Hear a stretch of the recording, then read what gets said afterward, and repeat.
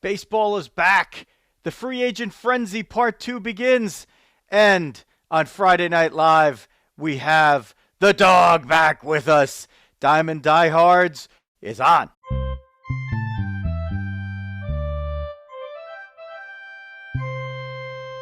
Joe Rizzo here, bringing you baseball along with the dog, Jeff Healy.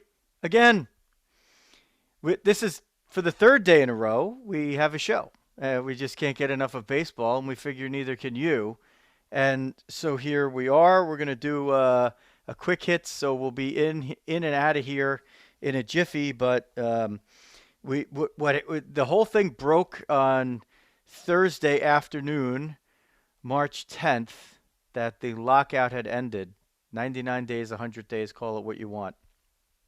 And we were still in that window of time where we're like, hey, we got to jump on here. We got to throw up a live stream. And Dog was still tied up with real life. So Jerry Milani pinch hit. And of course we had done our regular show on Wednesday, the 9th of March. So then tonight we're like, I think we got to do a post-lockout with the dog show, so it's back to Friday Night Live, and here we are. So we're just going to do a quick hits on this one. Dog will hold the veteran of the day for another episode at another time. But here we are. We're back. You're back. Our first together show post-lockout. Welcome back, Dog. Dog, you got to unmute yourself. You clicked the stupid thing and it didn't do it. Very nice. Yeah, that's called user error. That was user error. Not the bourbon yet. That was on me. Yes, great to be back. Great to be back, Riz. Great to be talking real baseball and getting ready for an exciting season. Obviously, me and my Metsies, we're all geared up.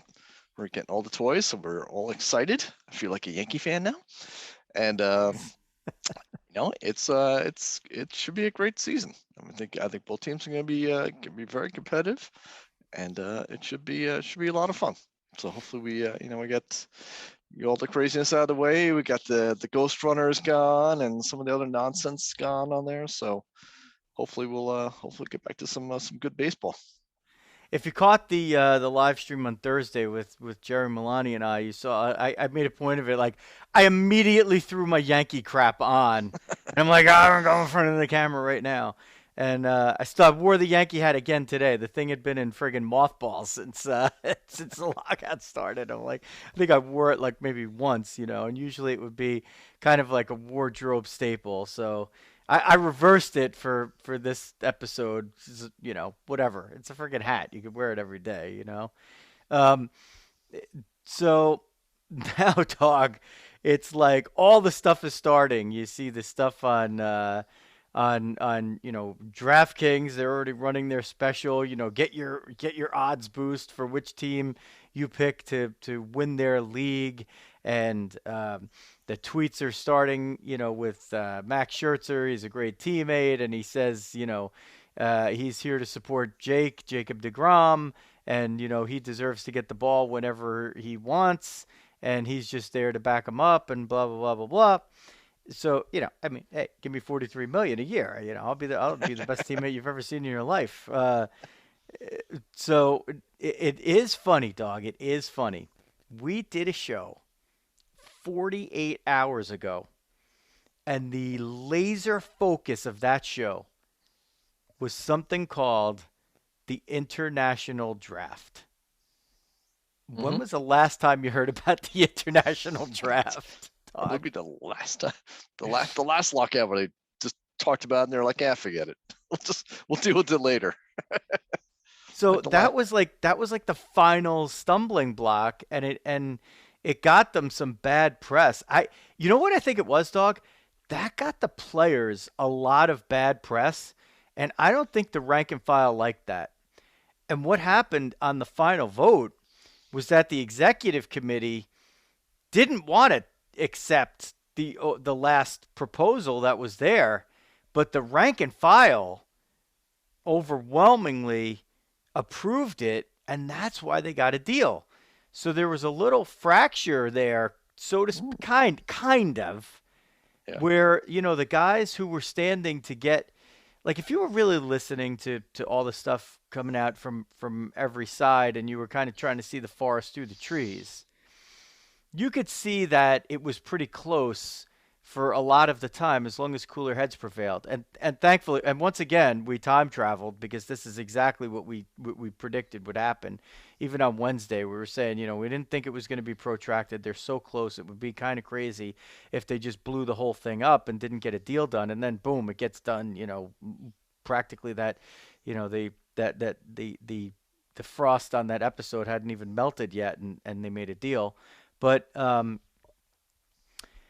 these little stickling points, whatever, were really non-starters for a lot of the time, it seemed, in terms of the players executive committee.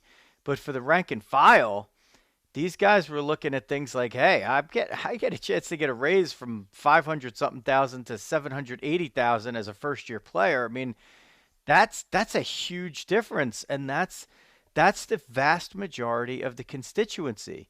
Now, could the deal have been made better for, the Max Scherzers and the players of that ilk? I mean, maybe, but, like, even that, I It mean, worked out pretty well too. Right? I mean, the players got They a didn't not lot. get anything. Exactly. I know. I mean, I don't know. I actually don't really know what the owners got out of it. That's what we're sort of saying all the way through. I'm not exactly sure what they got a slightly expanded playoffs. Like, that's kind of about it. Well, I mean, And they listen, got advertised on the uniform, which is a whole nother fiasco. But let's try to stay well, positive. they've We'll get they've more on that later. the other American-based major sports, American and Canadian, we should say American Canadian-based major sports, have eased us into that realm a Yeah. little bit.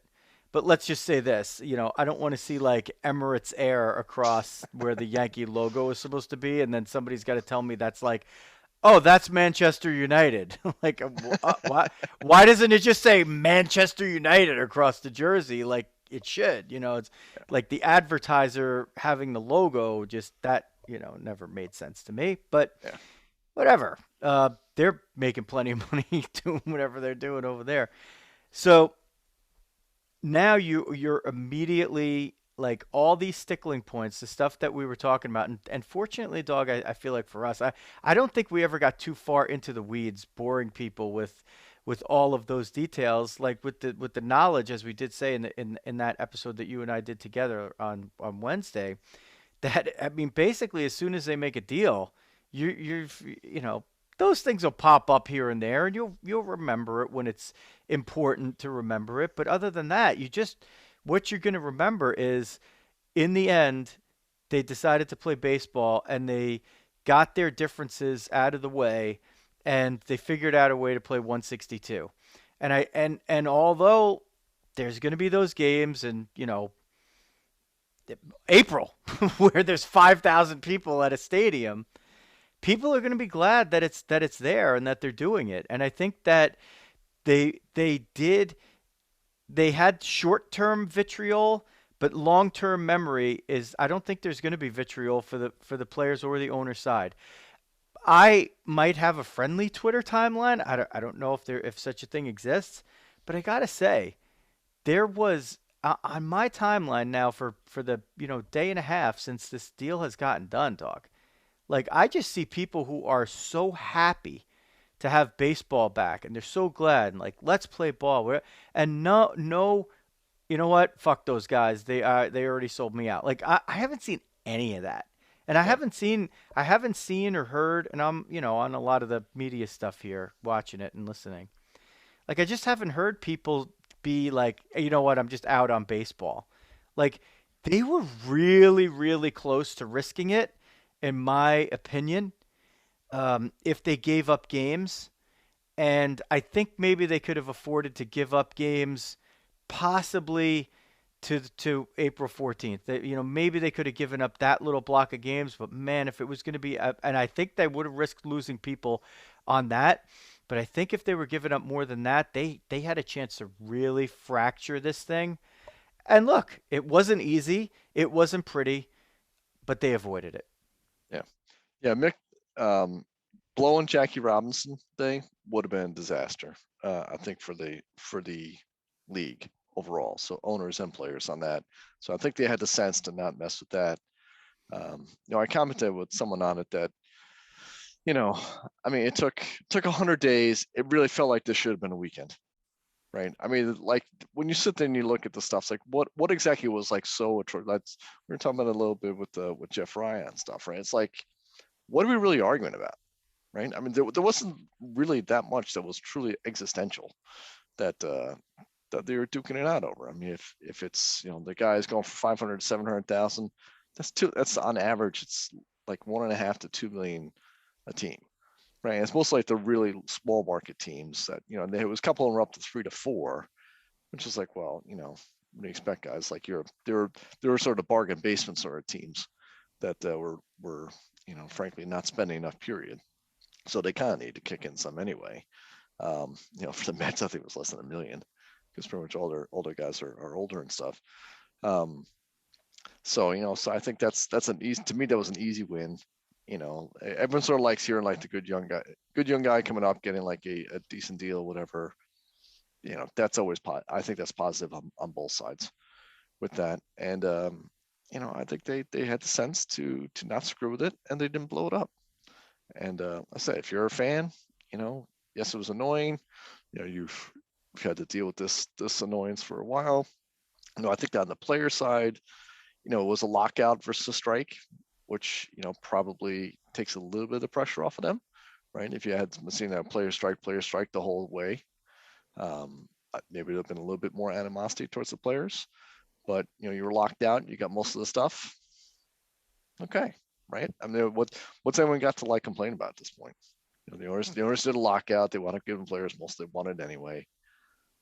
You're not going to miss any games, and you're missing like the first week, but it's too damn cold to play anyway. So, right? What's the downside? For our money, it's too cold to play. Yeah. Butler Miller. Till the ground blows a hammy like the second week. Yeah.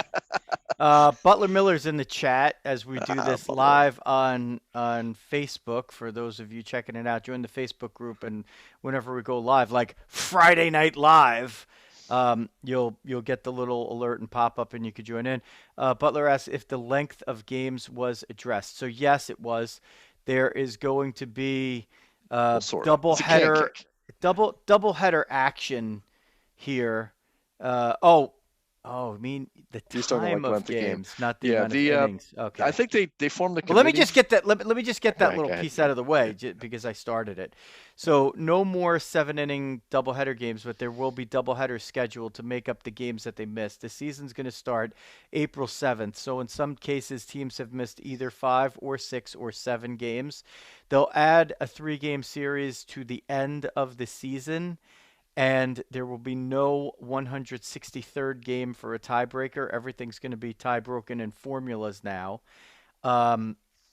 There will be double headers scheduled throughout the season to make up the games that have been removed from the original schedule. So that's how that's going to be taken care of. Now, Dog, you could talk about how they're kicking the can on the time of games. Yeah, time of the game, which again is to me is a big deal for me as a fan. I really would like to see the length of the game cut down. So they're going to kick it to a committee. I forget exactly who's on this. Like 3 or 4 different folks, kind of getting together. They are going to look like pitch clock. They're going to look at some other things. Not sure I want a pitch clock, but I do want to have the. I've always maintained the don't have the guy step out of the box, right? So you just keep 1 foot in the box. I think that's sort of a blend right there. You don't put like an artificial clock or whatever else in there. Give the umpire the discretion and empower the umpires a little bit on. Say, look, you got to keep the game moving. So you can step out. If you got something in your eye, fine. But if not, if you're just checking a sign, keep your foot in, get it, and and try and keep the pitchers on time too. I mean, if you look at do you need to even check signs anymore? Yeah, that's true. Just look at your wristband. Yeah, exactly. It's like a whole other shitty, dirty wristband. But yeah, like whether they get hit and run. It's always like it's the 3 outcomes. What are you looking for? The pitch clock thing. Our pal Jeff Frito, he was on our show last week, Yeah, he hates that. and a great major leaguer that he was. He talked he the way he downed the pitch clock was the best argument against the pitch clock I've ever heard. Imagine being in a playoff game, right? And you're like, oh, he has to get the pitch off. He has to get the pitch off. Oh, he doesn't get it off, and it's ball one. Like, so I always wanted to expand on that thought, and it's this: baseball is a game of crescendos, and at its best, it builds up to a moment better than any sport because of the fact that there's no clock. It's the only sport where there's no clock, right? Or the only one that we care about where there's no clock. So you get these moments and the tension, right, in a big spot in a regular season baseball game, right? And then you amp it up when it comes to the playoffs. And then when it gets to decisive playoff games and seasons on the line, like every pitch matters. Every moment in between pitches, you're like, oh my God. You're in this like tension, and then like, oh, it's a walk. Oh my God, the inning is extended. We have more life, and now you're trying to build a rally, or we got to strike this guy out because there's no outs and the bases are loaded and we're winning by a run, and like each pitch, like if he's behind ball one, oh my God. I mean, it's a game of crescendos, and at its best, when baseball hits those crescendos, it's hard to match the intensity because there's so much unknown between pitches, and that time between pitches doesn't have to be very long. But if you throw a clock against it, now you've kind of taken away the best thing about baseball, which is that it has no clock. Now you literally are putting a clock on the game. So I agree with you, dog. Like I think there's a lot of other ways that they could use to speed it up, but mostly I think it's a batter issue, and Yeah. much less than a pitcher issue. I think most pitchers would rather pitch in a quick rhythm, get the sign, do their breathing, go through their iterations, and get the ball over the plate. Right? Yeah. Like, Yeah. I mean, if you look at the old games, right? The old games have played 2 hours, right? That's what happened. Like, I mean, the times in between the innings, maybe it's an extra minute because of more advertising and whatever, but it's really like, every pitch was like every 15 seconds. It was fantastic. And I think that was kind of what Jeff has generally argued about, like trying to keep pace of the game, like to save the game and all that stuff, like, keeping up the action on it. Like, I like, we come back to like our guys and stuff, right? Like, my guy's not going to sit there and watch it for 30 seconds waiting for a pitch. Like, that's just, they're in a video game mode where they're pitching every 5 seconds, right? So if you want to capture that generation, you have to kind of keep it going. I agree. I mean, I don't like the clock idea, and I think, when you have that deciding game, that's where you have the umpire that has a little bit more discretion, right? And that's where, like, everyone's got to kind of get in on, say, look, there's going to be certain times where it's special, right? It's a ninth inning of a deciding game or something like that. That's a different thing. When it's, game like whatever, 123 on a Thursday night, and the middle relievers in the sixth, let's go, dudes, right? We don't need to like be stepping out like, we're facing Gibson every time. Let's, get in, grip it, rip it, and let's go. So. baseball is back, and if you want to spread the word about your team, or you need printing and promotional material for whatever your event is, then fmsgraphics.com is your best place to do that. fmsgraphics.com is a family-run, family-owned business operating for over 50 years. So if you want to print out anything for your team, your organization, or if you're getting back out of the COVID malaise and you're hitting trade shows or whatever it is you want to do, fmsgraphics.com is the place to go. fmsgraphics.com for all your printing and promotional needs. Also, don't show up at the ballpark or the ball field with a dirty vehicle. There is a way around that, and that way, if you are in the Bergen or Passaic County areas in New Jersey, is to stop by Big Ed's Car Wash in Fairlawn. Big Ed has a 118-foot tunnel. He does everything clean and green. Your car will sparkle and shine as it exits the tunnel, and it'll stay cleaner than it will if you go to any other place. It's just amazing. I don't know how they do that, but they're very, very consistent. You're always greeted with friendly service and a fair deal for the service that you are getting. Big Ed's Car Wash in Fair Lawn, New Jersey, if you are passing through the Bergen and Passaic County areas. Doc, Yankees, Mets, Cardinals, pick a team, Diamondbacks. Uh, Everybody's alive right now, right? Everybody's 0-0. Whereas just a couple of days ago, there was no games set for the slate. Dodgers, one of the first ones to strike big in the early free agency. They re-signed Clayton Kershaw for a year at 17 million. As it should be, we all feel like Kershaw in a Rangers uniform would have looked a little funky. That was always the rumor during the offseason, but he does go back to the Dodgers. That's good news, I think, for a lot of people. I did text our pal Missy Coombs that Missy news would be before. happy. Yeah, so she was very happy about that. She also brought up about the Trevor Bauer situation, and he apparently is still going to be on administrative leave, as he is, as he was for last season. So it's going to be a matter of if, is he going to pitch for the Dodgers? Is he going to pitch anywhere? He's been cleared. There were no criminal charges brought up on him, but that's not a pretty situation. And we'll see what happens there with Bauer. I mean, there's a lot of Dodger fans that couldn't care less, and there's probably more of them that say, I don't want this guy, putting on Dodger blue. But I guess that remains to be seen, and that one will be now adjudicated in the court of public opinion. More Dodger news because Dog, in our very brief pre-show meeting, the flirtation with the Dodgers and Freddie Freeman is being reported, but I don't know how credible these reports are.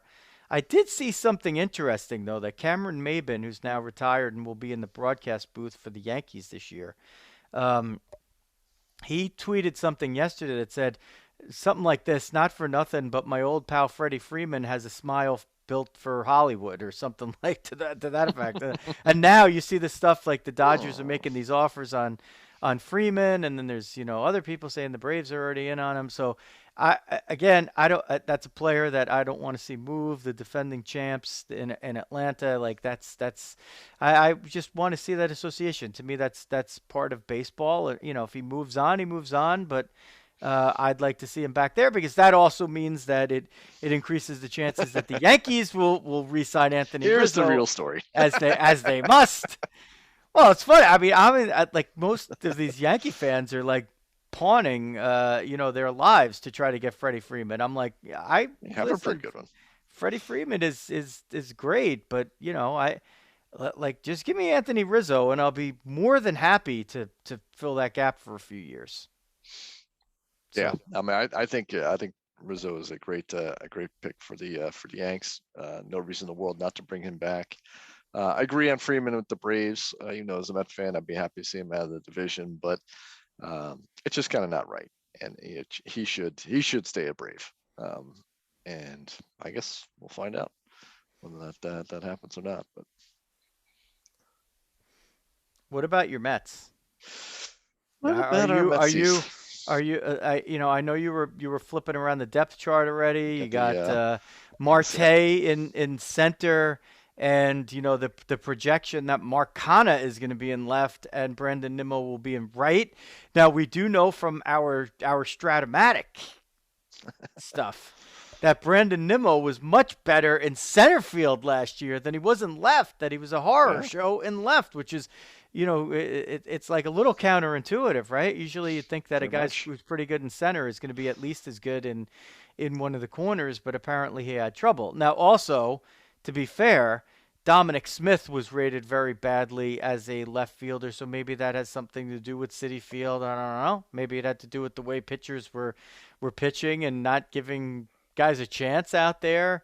But it is interesting. The one knock on Kana definitely is the like he's played right and he's played center. He's never really been known to have like even an average arm. I think he's usually considered to have a below average arm, but as an offensive player, and he's very good. And as a defensive player, he's definitely serviceable out there. He's a little bit better at catching the ball maybe than he is at throwing it. So the more important thing is, whatever your alignment ends up being.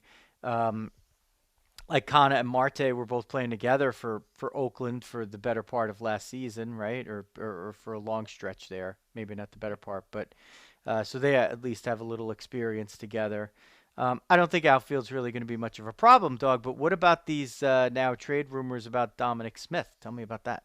What do you know about that? Yeah, that's like the hot one on there. That which is funny because we were waiting for the DH the whole time, and I was like, oh, this will finally make it work between Dom Smith and Alonso, and now with Kana coming in, um, it feels like the Mets maybe have too many guys angling for the DH position. You have JD Davis is really a DH that they've kind of been forced to play out in the field. So he's a guy who I think legitimately, is a pretty consistent hitter. Even last year, I mean, he went up like an OPS like 820, which is not great, but like the guy's hand was messed up like the whole year. So it really cost him a lot of his power.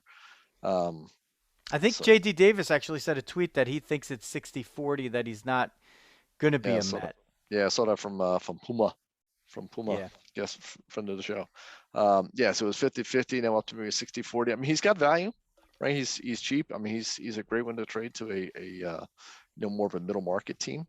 Um, they would be a great pickup for those guys. And again, like other National League teams, right? Also looking for DHs and stuff. So that's a really good spot for him. I think you can bring back a lot of value. I'd like to keep him. I think he's a good hitter. Um, but I could see that getting maximized. We sort of chit chat. I don't like trading Dom at this point. I think he's kind of going off a down year.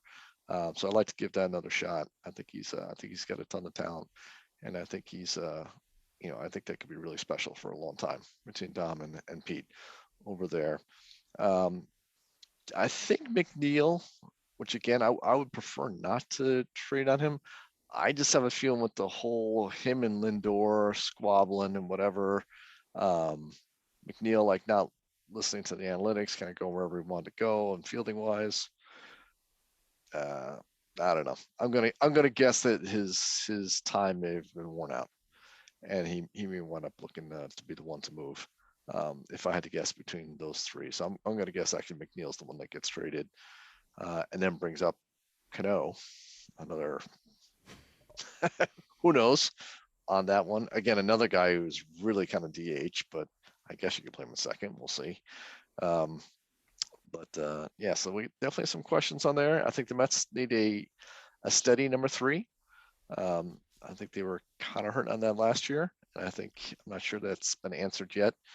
Carrasco and Taiwan Walker. Taiwan Walker was fantastic first half of the year, so way overperformed, and then just ran out of gas for a couple months. And So now and now the price of gas has doubled since then. that gets tough to plus up. Yeah. So I think they need. Still think they need another starting pitcher, and then I think they need another reliever as well. I'd love to get Colin McHugh. I've been Jones and Firm for a while to come back from the Astros. Was originally in the Met organization, so I'd love to get him back up here. I think he'd actually be a pretty nice fit in the middle of the pen. Listen, once you get Pat, when you have the 1-2 that they have, that really alleviates a lot at the back of the rotation. You don't need a typical 3, 4, and 5. You can get away with 2 4s and a 5. You can get away with 3 4s. You could do a lot when you have Scherzer and Degrom at the front of the rotation. The reason why you would want to get like a stronger 3 if you could is because there's never a reason to have less pitching than you could ever handle. But sometimes with Degrom, he's missed a few starts here over the years, and Scherzer is, what is he now, 38 by opening, Yeah. 37 maybe, or close to 38 for opening day. So you just don't know how that's going to be. He doesn't have a history that says that he's going to break down, but it's, you got to figure that it becomes more of a possibility.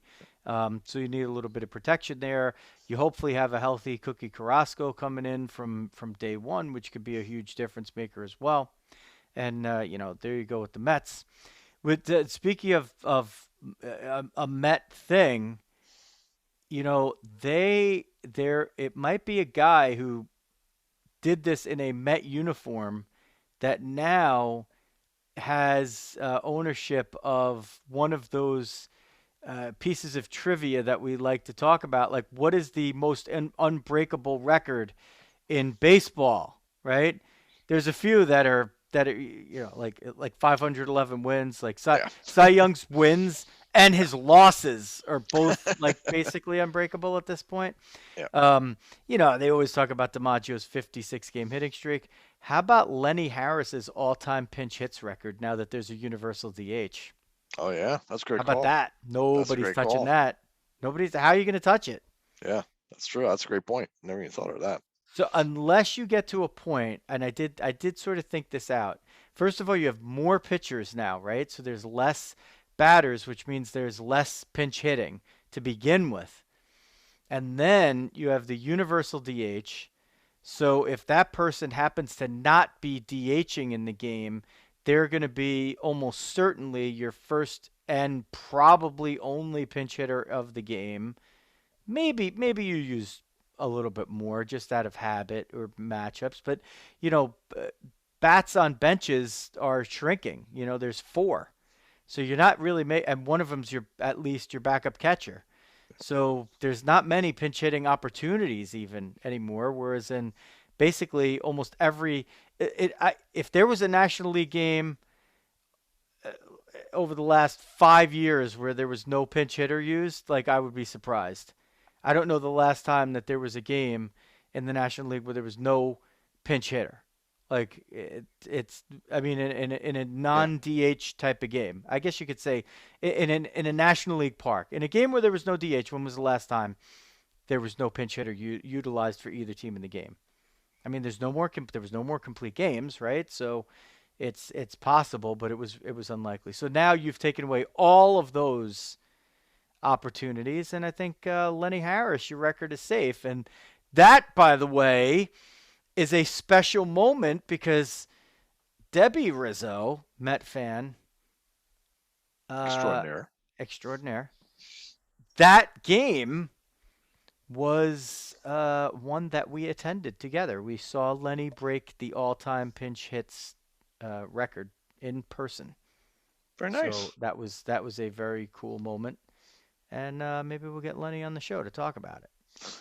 Um, There you go. Butler Miller says most grand slams off the same pitcher in the same inning. That's for Fernando Tatis off of Chan-Ho Park. To break that record, you'd have to hit three in an inning, right? Or how about Johnny Vandermeer, consecutive no-hitters? You'd have to throw three in a row. Yeah, That's more breakable, probably. But giving up three grand slams to the same guy in an inning that's pretty hard. Yeah. is like, how are you going to be in there for that long? You know? D- You'd exceed your pitch count for the game if you're a starter in 2022. So there's a bunch of those, but that little bit of trivia is always a little bit more important to me because that was something I did get to witness in person. So that was Very pretty nice. cool. Pretty cool. Um, Yankee side of things, they basically have eight starters. You got some question marks up there with how is Severino going to look, but the early returns you'd figure would be pretty good based on what you saw at the end of last season. Um, for the Yankees, it really comes down to at this point, what are they going to do at first base and what are they going to do at shortstop? Indications are that they're not going to go hard after Correa, that they'd more likely go for like an Andrelton Simmons or similar kind of stopgap at short on the way to Volpe. As for first base, there's talk of Freeman. I'm not really buying that. I mean, I think it's possible. They'll kick the tires and see, but I just don't see them going that way. And of course, Luke Voigt was still there the last time I checked, but it just seems like they want the left-handed bat over there at first base, and Apparently, plan number one is let's see if we can get Freddie Freeman to sign with us for what we want to get him for, and plan number two is make a deal to get Matt Olson from the A's and not give up Volpe in the deal. And the stopgap plan is apparently re-sign Anthony Rizzo. But I think that you're dumb if you wait to re-sign Rizzo. Uh, you don't need to give up anything to get Olson. He's an excellent player. He's a great glove, but Rizzo gives you the same level glove, possibly even a little better. And he's a put the ball in play kind of guy, which they don't have enough of, and that makes a difference to me over the long haul. He hits lefties, he hits righties, he gets hit by the ball more than anybody. So in the clubhouse, there's no better guy than Anthony Rizzo. You could just see that he made a difference in that team. I know they Yep, didn't it end turned it up around. yeah, they didn't end up having like a lot of success in the end because they lost the wild card game, but you could just the team just had a different feel with him there. And I just think it's a no-brainer. He's going to cost you less than the other guys. He's not. Olson's going to cost you people and assets.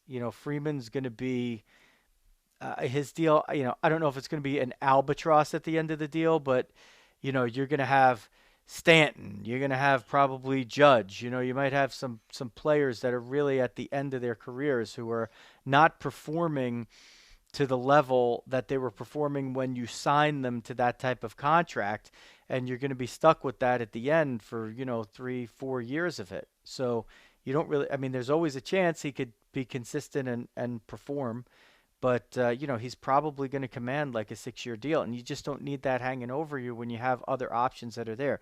Rizzo's. I don't think you're going to need to offer more than 3 or 4 years. I think that gets it done. And, whatever you could afford to pay him is probably going to match whatever anybody else could. And my fear is that if he goes to the Red Sox, he keys the Red Sox kind of the way he keyed the Yankees, and he just makes them a better team. And that's they have a gaping hole there. Their whole like at least the Yankees are okay. I mean, like if you put Luke Voigt there, he's still really good. Yeah. But if you sign Rizzo, you could either keep Voigt, fine, or you can you can move him to bolster some other assets in your organization, which would be a smart move, I think. So to me, those chess pieces work themselves out. If you get Rizzo in there, I was a big fan, Dog, as we said in some of our early off-season shows. Resign Rizzo. I love the idea of Simmons. I think he's a perfect fit. You get two guys that can catch the ball. They really improve your defense. Urshela's excellent at third if you have him there. I think he's even serviceable at short, but at third he's gold glove caliber. And when you put Gleyber Torres at second, his defense improves a lot, and you already have LeMahieu there as well. So you got to kind of you have three guys for two positions at second and third. And the Diamond Dog checks in, which is making Diamond Dog loves that idea. It is not a Friday Night Live without the Diamond Dog checking in, and she does. She does love that idea. She does love it. As soon as I said DJ LeMahieu, the Diamond Dog was like, that's my guy. That's my guy. A dog. That's my dog. That's my dog. Dog guy, I know you're looking forward to Aaron Hicks being back in center field for the Yankees this year. Yeah, let's see if he can make a liar out of me. So we will see. You guys have been talking to hype on him for a long time. So, all right. So I did check the props, some of the baseball props on DraftKings, Dog, and I will say, like, one of the things that and I'm not sitting there like throwing futures money down on all this stuff, but I will say this: I look much more at lines and things than I actually bet them, because Vegas always gives me, I feel, a very good indication of things, that are good to look for, and they help me predict the future. And I will say this, Dog, one very, very, very encouraging sign for the Met fan is that Pete Alonso was very, very high on the list of favorites for home runs, RBIs, and I think NL MVP. Like he Wow. was definitely like it. He was like in the top five. Oh no, I don't think it was league MVPs. It was all to lead the MLB players in all these stats, regardless of league. It was, I think. Actually, you know what? Like I could probably pull these up right now. And DraftKings, as of yet, is not a regular sponsor. Sometimes, if you listen to our shows on certain things, you'll hear a DraftKings commercial at the front, but that's a general deal. That's not an affinity deal. Let me pull up baseball if I could find it here. There was something about promos. MLB pennant. All right. Let's see. So we have baseball player futures here. Okay. Home run totals over unders. Regular season leaders. That's okay. That's what we had. Regular season leaders. Home runs.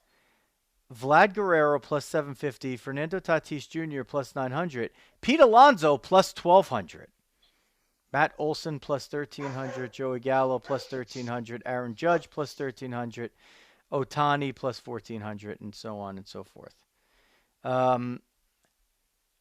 Strikeout leader, RBI. Well, let's see. Actually, let me go to strikeout leader because that's Garrett Cole plus 450, Jacob DeGrom plus 500, Max Scherzer 700 plus 700, and then you got to go all the way to Seattle to find your first non-Yankee or Met, Robbie Ray plus 800. And then some of the usual names in there. RBI leader. Sounds like they're just pumping up our guys as usual to take our money because those are the New York teams guys are always overhyped. Well, yeah, but those guys are, they're usually among the leaders anyway. They're not crazy bets on, right? But yeah. RBI leader Vlad Jr. plus 700, Juan Soto plus 1500. So Vlad Jr. is a big favorite for that.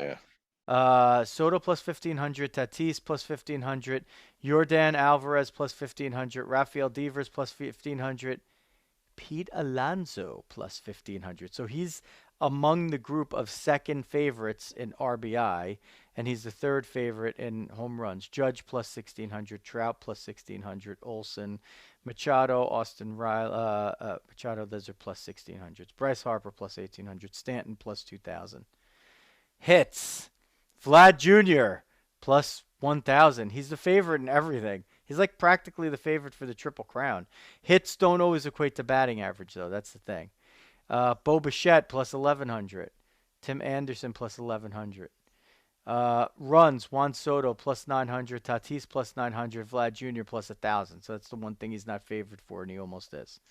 Stolen bases, though. Let's see.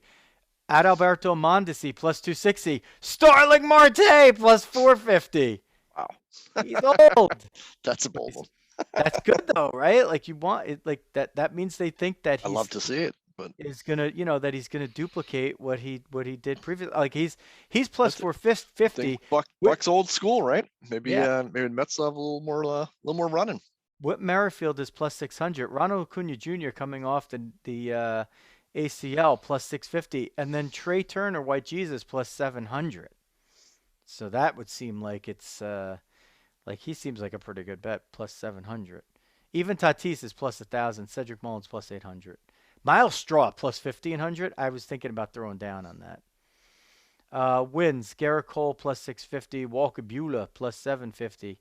Scherzer plus 800. Wheeler plus 900. DeGrom plus 1,000. So that's interesting that you see. So the DeGrom bargain would be wins, which if he makes, his 32, 33 starts, you got to wonder if that luck at one of these points is going to turn and he's just going to end up with a boatload of wins and he pulls one of these, 20-3 type seasons, right? Yeah, if you can get if you can get those starts in there, right? That's the big question with DeGrom right now. Well, I mean, sorta, but like the just other question durability, is, right? So. well, how long is he going to go into games? How good is the bullpen going to be? Is he going to be in these 1-1 games through 6 innings and take a hike, or now does he pitch into that 7th inning even to get one out? because there's no, pinch hitting situation, even though, like, of all guys that you wouldn't have to pinch hit for, like, he's probably a guy that might pinch hit this year still. Like, he's probably one of the handful of pitchers that'll still get some at bats, right? Bumgarner, Otani, DeGrom, maybe Syndergaard might swing a bat here and there. NL MVP, Juan Soto and Tatis are both plus 350. Acuna is plus 900. Bryce Harper is plus 1,000 to repeat, and so is Mookie Betts. Trey Turner plus 1,500 is another one that looks good. Alonso's plus 3,000. Dog. Um, that is wait, NL. Where's the AL? AL is Shohei Otani plus 300, Mike Trout plus 350, Vlad Jr. plus 400. So Vlad Jr. is favored in all these categories. He's still not the MVP favorite. Then you go all the way to Judge it plus 1,500, and Wander Franco, dog, at plus 1,800 is the fifth favorite for the MVP in the American League. Very interesting there. Cy Young favorite for the AL, Cole plus 650, Shane Bieber plus 700, Robbie Ray to repeat plus 900, Lucas Giolito plus 1,100. DeGrom, the favorite in the National League, plus 400. Wow. Walker Buehler plus 800. So is Scherzer. Corbin Burns to repeat plus 800. Wheeler 900. Woodruff 900. Nola 1,200. Max Fried as well 1,200. Rookie of the Year. AL, Bobby Witt Jr. plus 300. I'm in my fantasy league where you're not allowed to have minor leaguers except if you draft them. Like, you can't pick them up off waivers or anything. I drafted Bobby Witt Jr. last year, and I used an entire roster spot on him because that's how good I think he's going to be. So, but still, I don't know if I'm going to even take those odds for Rookie of the Year. Spencer Torkelson from the Tigers plus 450. Bobby Witt Jr., by the way, is Royals shortstop. Torkelson for the Tigers plus 450. He plays the corner. And Adley Rutschman, the catcher from the Orioles, plus 550 in the NL. O'Neal Cruz plus 300. Calbert Ruiz, he was the catcher that the Dodgers traded to the Nationals in the Scherzer deal and the Trey Turner deal, plus 475. Hunter Green plus 900. That's an interesting one, the Reds pitcher. So, I think that's is that our 48-minute quick hit, as a little birdie as a little birdie has told me. I mean, dog is growling. Yeah. So I think we got to say, well, we have our abbreviated spring training, so we can go over all our stuff. I mean, it's free agency bonanza for like the next week or so, right? So that will be cool. So hopefully we'll have a ton of stuff to talk our next show on all the signings that we've had. It's basically gonna be like the entire offseason crammed into a week. So that should be a great one to kind of do, and then we're gonna have to start working on our preseason previews. Oh wait, we got to edit the show. Andrelton Simmons 1-year deal with the Cubs. Oh, we didn't mention Carlos Rodon, 2 years, $44 million to the Giants. I did see that. Yeah, he was one they were hoping the Metsies would get. But Cubs extended David Ross's contract through 2024. I think, let's see, as so far that's I think all the signings that are worth note. Schmitty wants us out in Arizona for spring training. That would be fun. I can't deny that. Love it. I'm going down to Florida, but I'm gonna be too early. I know. Going down Tuesday, Wednesday. So we were originally hoping to catch some spring training stuff. So we'll see if there's any minor leaguer stuff. So we'll see. It's starting on St. Patrick's Day, so but you can go to camp. Just go to camp. Yeah, good. It's even better. Martin Perez back to the Texas Rangers. I think that's all we have now up to this date. And usually we don't kind of do that stuff, except that we're doing the Friday Night Live here. So whatever you're listening, if you're listening to this in 2025, then whatever. Like you'll have known at that point. You'll have forgotten that Andrelton Simmons. You'll be like, he was on the Cubs that year. What? Yeah, he started out with the Cubs, and then they traded him to the Yankees in the middle of the season. So, yeah, Schmitty, we'd like to get out there to Arizona one of these years, and we know that the Hilbert Hacienda is always open for business if we ever want to do that. So there you go. And they'd be a sponsor too. Okay, the Diamond Dog is a barking.